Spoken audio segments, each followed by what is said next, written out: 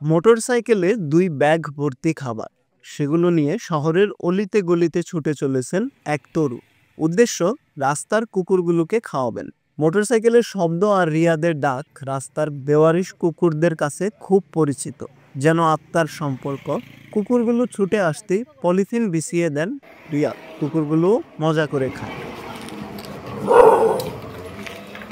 গত 2 বছর ধরে এভাবেই রাস্তার কুকুরদের ক্ষুধা নিবারণ করে আসছেন রিয়াদ চৌকিদার। তিনি মাদারীপুর সদর উপজেলার রাস্তি ইউনিয়নের পূর্ব রাস্তি এলাকার সেলিম চৌকিদারের ছেলে।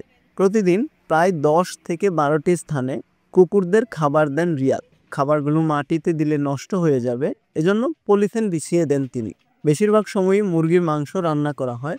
মাস শেষে বেতনের প্রায় সব টাকাই ব্যয় করেন কুকুরদের খাবারের জন্য। তার এই পশুপ্রেম দেখে মুগ্ধ এলাকাবাসীও। অন্য দূরের এলাকার থেকে আইসা এখানে সে কুকুরদেরকে খাওয়াইতেছে। প্রতিদিন রাত্রে আসে, আমি প্রতিদিন উঠা দেখি, কিন্তু আমাদের এই এলাকার মানুষরা কিন্তু কুকুরদেরকে খাওয়ায় না। রিয়াদ প্রতিদিন কুকুরে খাবার দেয়, এটা খুব ভালো উদ্যোগ। কুকুরদের 2 বছর যাবত খাবার দেয়, এগুলো দেখতে আমাদের ভালো লাগে। রিয়াদের মোটরসাইকেলের শব্দ আর ডাকে ছড়িয়ে ছিটিয়ে থাকা কুকুরগুলো ছুটে আসে। খাবার দেওয়ার সময় কুকুরদের মাথায় পরম যত্নে হাতও বুলিয়ে দেন এই তরুণ। এখানেই শেষ নয়, কোনো কুকুর অসুস্থ হলে সেবা দিতেও বাদ যান না এই তরুণ। আমার কুকুর অনেক ভালো লাগে, অনেকদিন যাবত ওদের দেখি। আর এখন বর্তমানে ডাস্টবিনের পাশেও আবর্জনা ফালাইতে হয়, কিন্তু ওরা খাওন পায় না।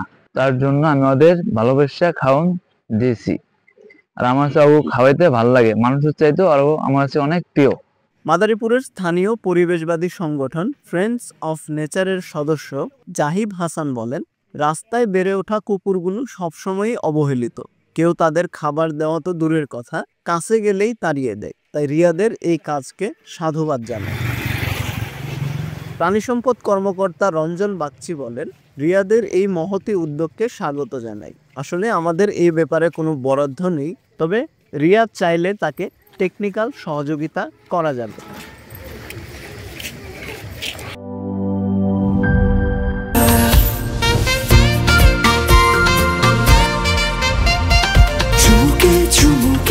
Enjoy the life, চলো পুরাই খুশি তুলে নিয়ে হাতে।